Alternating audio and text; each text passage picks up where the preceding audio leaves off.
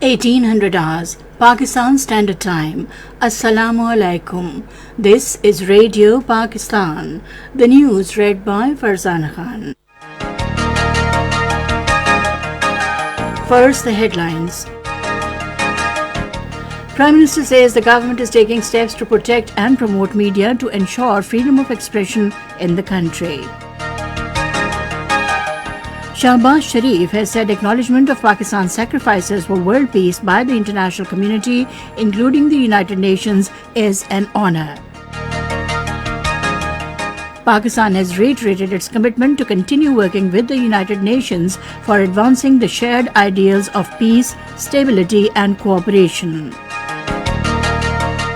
A two-day talks between Pakistan and India on the issues pertaining to sharing of water resources under the Indus Water Treaty begin in New Delhi tomorrow. World Kashmir Awareness Forum has urged human rights organizations and the United Nations to ensure the release of Kashmiri Hurriyat leader Mohammad Yasin Malik, sentenced in a false case by the Indian court. France and Germany have urged Russia to hold direct negotiations with Ukrainian president. And now the news in detail. Prime Minister Shahbaz Sharif at the moment is addressing a public gathering in Mansehra.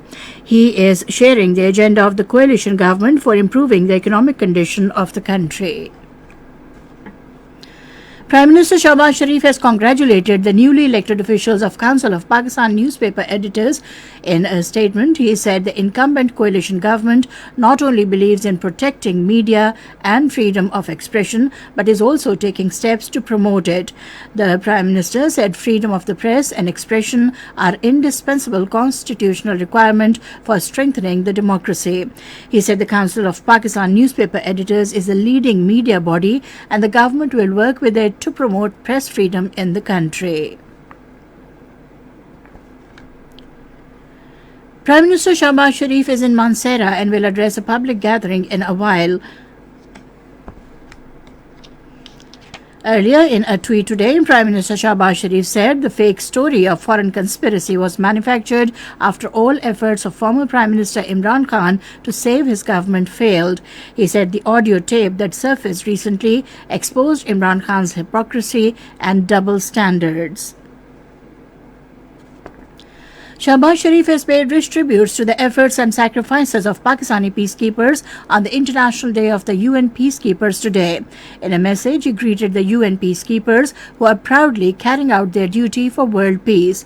The Prime Minister said Pakistan provided over 200,000 troops in UN peacekeeping operations, which is a manifestation of peacekeeping and peace-loving of Pakistan. He said acknowledgement of Pakistan's sacrifices for world peace by the international community, including the incumbent Secretary General of the United Nations, is an honor. He also paid tribute to the services of the armed forces, Rangers, FC and police for peacekeeping operations. International Day of UN Peacekeepers is being observed today to pay tribute to the peacekeepers rendering their service around the world under the UN flag. This year's theme of the day is People, Peace, Progress, the power of partnerships. On the International Day of the United Nations Peacekeepers, Pakistan has reiterated its commitment to continue working with the United Nations for advancing the shared ideals of peace, stability and cooperation. The Foreign Office in a statement said Pakistan joined the international community in celebrating the International Day of UN Peacekeepers. It said Pakistan is proud of its long-standing and consistent contributions to UN peacekeeping spanning over 6 decades. The Foreign Office said since 1960, over 200,000 servicemen and women of Pakistan have served with honor and valor in 46 UN missions in almost all continents of the world. The Foreign Office said Pakistan women peacekeepers have also been providing assistance in conflict and post-conflict situations and inspiring women around the world. Pakistan has reiterated that it stands tall in the Committee of Nations for being one of the largest groups contributing country in the UN peacekeeping efforts.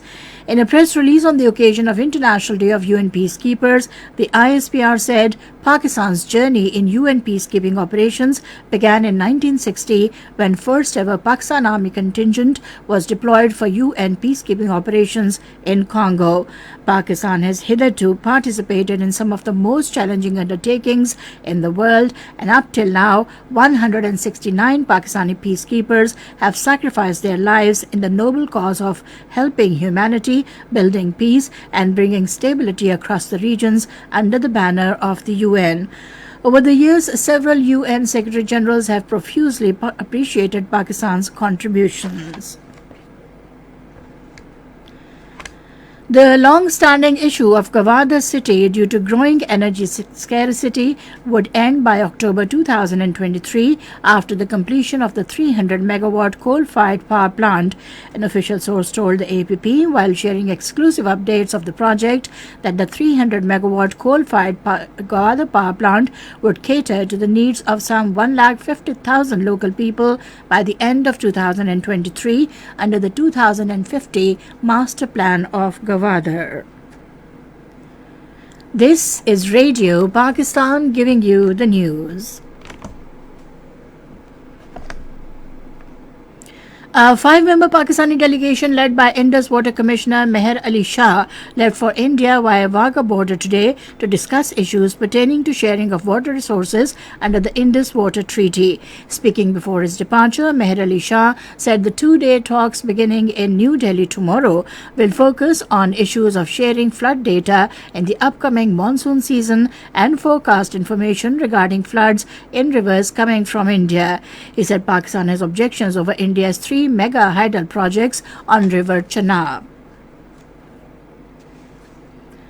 A new United Nations report has once again highlighted the threat posed to Pakistan by the Afghanistan-based terrorist organization Tehreek-e-Taliban Pakistan. The report by the UN Security Council monitoring team on Afghanistan states that the TTP, with its several thousand fighters in Afghanistan, remains focused on long-term campaign against Pakistan. It says the TTP has benefited the most of all the foreign extremist groups in Afghanistan from the Taliban takeover of Kabul. On its part, Pakistan has already shared a dossier with the UN Security Council containing evidence of financial and material support provided by the Indian intelligence agencies to TTP to conduct cross-border terrorist attacks against Pakistan military and civilian targets. The World Kashmir Awareness Forum has condemned the life imprisonment sentence to Kashmiri Hurriyat leader Mohammad Yasin Malik on concocted charges by the Indian court. In a statement in Washington, the forum said Mohammad Yasin Malik is one of the most fearless, influential and revered leader of Kashmir who has spent most of his time in resisting Indian state violence in the territory. The forum urged international community, human rights organizations and the United Nations to condemn Yasin Malik's life sentence and demand his unconditional immediate release from the prison. In Afghanistan, women chanting "Bread, Work, Freedom" protested in Kabul against the Taliban's restrictions on their rights. Afghan women gathered in front of the Ministry of Education and said, "Education is my right," and reopen schools. An AFP correspondent reported that demonstrators marched for a few hundred meters before ending the rally as authorities deployed Taliban fighters in plain clothes. The leaders of France and Germany have urged Russian President Vladimir Putin to hold direct negotiations with Ukrainian President. German Chancellor's office in a statement said President of France Emmanuel Macron and German Chancellor Olaf Scholz in a telephonic interaction insisted the Russian President on an immediate ceasefire and a withdrawal of Russian troops. According to the Kremlin's Russia's leader said Moscow is open to resuming dialogue with Kiev. And finally, the weather report. Mainly hot and dry weather is expected in most parts of the country, while very hot in South Punjab and Upper Sindh during the next 12 hours. However, dust with thunderstorm and rain is expected in Islamabad, Upper Punjab, Upper Khyber Pakhtunkhwa, Gilgit-Baltistan and Kashmir during evening and night. And that is the end of the news. For more news and analyses, log on to our website radio.gov.pk and also watch live video streaming of our bulletins on the link facebook.com/Radio Pakistan News of